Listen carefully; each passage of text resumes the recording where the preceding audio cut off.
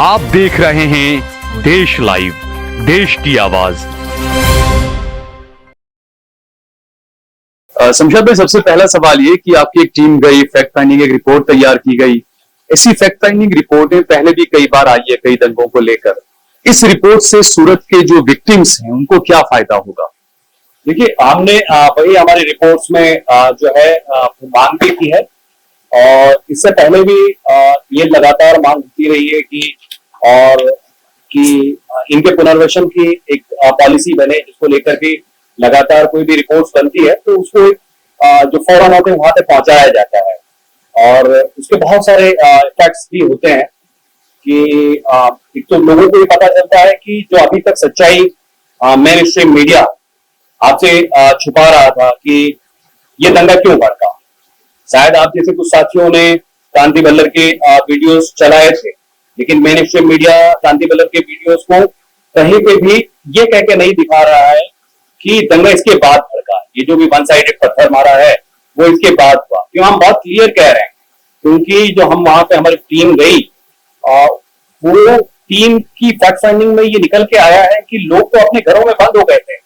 जब लोग इकट्ठा होना शुरू हुए तो सैयदपुरा के जो लोग थे, जो वहां के रेसिडेंट थे, उन्होंने अपने आप को अपने घरों में बंद कर लिया था। वो मौजूद ही नहीं थे, तो आमने सामने पत्थर मारा होने का कोई सवाल ही नहीं उठता।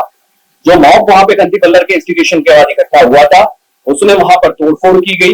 वहां पे हमने देखा है कि किस तरह से बांस के बाम्बू को लाया गया, वहां लोगों मॉब को दिया गया, उस बाम्बू से लोगों की गाड़ियों को तोड़ा गया। वहां पर जो सड़क पर पत्थर पड़े थे, उन पत्थरों को उठाकर लोगों के घरों पर फेंका गया, बारियां तोड़ी गई। किस तरह से पुलिस उनके घरों में घुसी है और इस तरह की रिपोर्ट्स एजेंसीज के पास भी जाती है, डिपार्टमेंट के पास भी जाती है और एपीसीआर की तरफ से लगातार ये कोशिश होती है कि इस तरह की रिपोर्ट्स को वो सिर्फ देश में नहीं और जो इंटरनेशनल फोरम्स हैं जो ह्यूमन राइट्स वायलेशन के ऊपर काम करते हैं उनके साथ भी वो इन फोटो को साझा करता है कि यहाँ पर किस तरह से इनजस्टिस हो रहा है। अच्छा, जो ह्यूमन राइट्स की बात की आपने, जिन आरोपियों को पकड़ा गया, जो खासकर एक मुस्लिम समुदाय के जो आरोपी जिनके, उनके बारे में ये कहा गया, आज भी सूरत में कुछ एडवोकेट्स वगैरह से बातचीत हुई तो उन्होंने कहा कि पहले खबर आई कि एक आरोपी को जेल में पीटा गया था, उस पर गर्म चाय का पतीला उंडेला गया, सारी चीजें। आज खबर आ रही है कि जितने भी जो 26-27 आरोपी हैं उन सब के साथ में इस तरह की कृत्य किया गया है, चाय उन पर गर्म फेंकी गई, पीटा गया। पहले कहा गया कि कैदियों ने उनके साथ में ऐसा किया। अब खबर आ रही है कि जो अंदर जेल के अंदर जो पुलिस वाले थे उन्होंने भी उन आरोपियों को 100 उठक बैठक करवाए थे। जी, जिस आरोपी की ये खबर पहले आ रही थी उसकी पत्नी के साथ, उनकी बीवी के साथ हमारी टीम की बात हुई है और उन्होंने, उनके पास ऑडियो भी मौजूद है जो उन्होंने अपने हस्बैंड के साथ बात की वो भी। और उसके बाद जब उन्होंने कोर्ट में शिकायत की उनकी वाइफ ने अपने वकील के माध्यम से, तो उसके बाद जेल अथॉरिटी की तरफ से भी उनको एक फोन गया था उनका कंप्लेन विड्रॉ करने के लिए। तो उस बात में सच्चाई है। बाकी लोगों के बारे में शायद मेरे पास जानकारी नहीं, आप आज की बात बता रहे हैं तो हो सकता है कि ये हुआ। तो दूसरा, ये जो एफआईआर के अंदर जिस तरीके से पुलिस की तरफ से जो किया जाता है, जैसे जो पहले जो मुस्लिम समुदाय का आरोपी पकड़ाए गए उन पे कई, जैसा आपने बताया अपनी स्पीच में भी, गंभीर कलमें लगाई जाती है, लेकिन दूसरी तरफ से सिर्फ 3 लोगों को गिरफ्तार किया गया, चंद घंटों में उनकी जमानत भी हो गई। फिर कुछ खबरें इस तरह की आई कि गणेश विसर्जन हो जाएगा, उसके बाद उनको गिरफ्तार किया जाएगा। तो यह कानून दोहरा किस तरीके से होता है? देखिए, मैंने कानून का दोहरा चरित्र आप इस घटना को जब अलग अलग पार्ट्स में देखेंगे तो आपको बहुत क्लियर मिल जाएगा। और हमने बिल्कुल बायस हुए बिना ये चीज को कहा है। हमारा ये काम ही नहीं है कि हम सिर्फ पुलिस को क्रिटिसाइज करें। अगर पुलिस ने अच्छा काम किया है, पुलिस ने जब तक राजनीतिक हस्तक्षेप नहीं था, राजनीतिक दबाव नहीं था, तो पुलिस ने उसकी ड्यूटी परफॉर्म की है। लेकिन जैसे ही राजनीतिक दबाव आया और हमको वहां पर आई विटनेसेस ने ये कहा कि वहां पे जो पुलिस इंस्पेक्टर थे उन्होंने इस मामले को ये कहा कि भाई इस मामले को यहीं पर खत्म किया जाए, इसको ज्यादा उछाला ना जाए। जो बच्चे थे उनको हमने डिटेन कर लिया है, हम इन्वेस्टिगेशन कर रहे हैं, जो लोग इसके जिम्मेदार होंगे हम उनके खिलाफ कार्रवाई करेंगे। वो अपनी जगह पे वहां तक सही है, लेकिन जैसे ही राजनीतिक हस्तक्षेप होता है और उसके बाद वहां पर वन साइडेड पत्थर मारा होता है और उसके बाद गृह मंत्री वहां जाते हैं और वो कहते हैं कि सुबह का सूरज नहीं होगा, उसके पहले हम जो भी लोग इस इसमें कल्प्रिट्स हैं उनको गिरफ्तार कर लेंगे, सो कॉल्ड कल्प्रिट्स। मैं उनको कल्प्रिट्स नहीं मानता, क्योंकि मैं हमारी जांच में जो आया है उनको घरों में से निकाला गया है, और ये हम वीडियोस में भी देख रहे हैं, जो वीडियो फुटेज अवेलेबल है, कि वहां पर अगर कांति बल्लर के पहुंचने के पहले पत्थर स्टोन पेंटिंग हुई होती तो पत्थर वहां पर सड़कों पर मौजूद होते, लेकिन ऐसे कोई पत्थर वहां पर सड़कों पर नहीं देखे जा रहे हैं। तो वो उनके इंस्टिगेशन के बाद वन साइडेड पत्थर मारा हुआ है, लेकिन उसका आरोप एक कम्युनिटी के ऊपर मर देना है। इसीलिए पुलिस ने राजनीतिक दबाव में आकर एक एफआईआर बहुत गंभीर धाराओं में जो मुस्लिम एक्यूज हैं उनके खिलाफ दर्ज की है। और दूसरा जो धारा जो तोड़फोड़, अगर पुलिस चाहती, अगर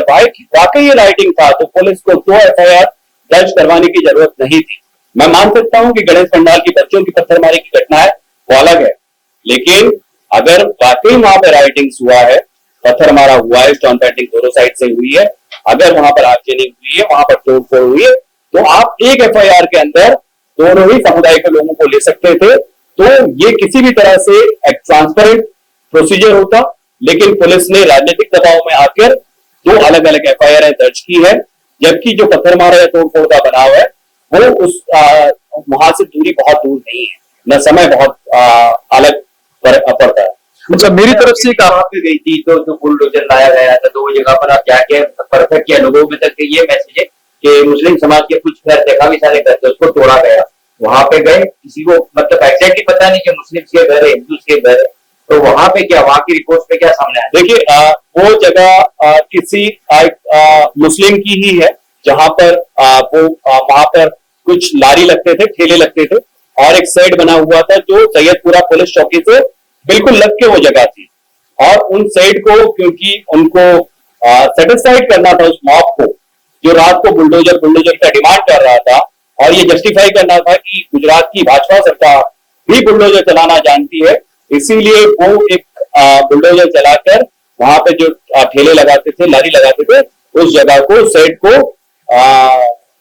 बुलडोज किया गया। लेकिन हमारा सवाल वहां कहीं खड़ा होता है कि एक चौकी, पुलिस चौकी के बगल में अगर कोई अनऑथोराइज कंस्ट्रक्शन बन रहा था तो पुलिस क्यों तब चुप थी, और अब क्यों उसको इमीडिएट बुलडोजर चलाना पड़ा? अच्छा, मेरी तरफ से आखिरी सवाल ये कि मीडिया का जो रोल रहा उसमें काफी सवालों के घेरे में रहा है, और मदरसे को जिस तरीके से मीडिया की तरफ से भी घसीटा गया, शुरू में पुलिस की तरफ से भी घसीटा गया,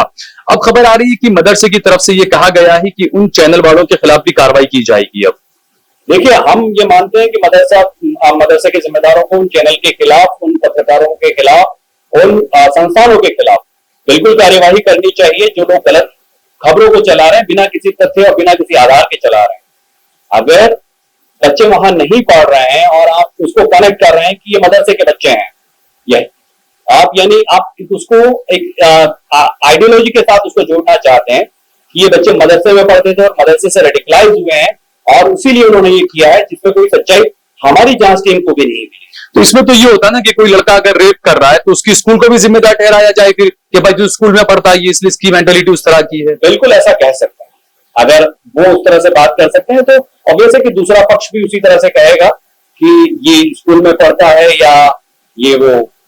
आरएसएस की जो स्कूलें हैं उसमें जाता है, शाखा में जाता है, तो वो भी जिम्मेदार है।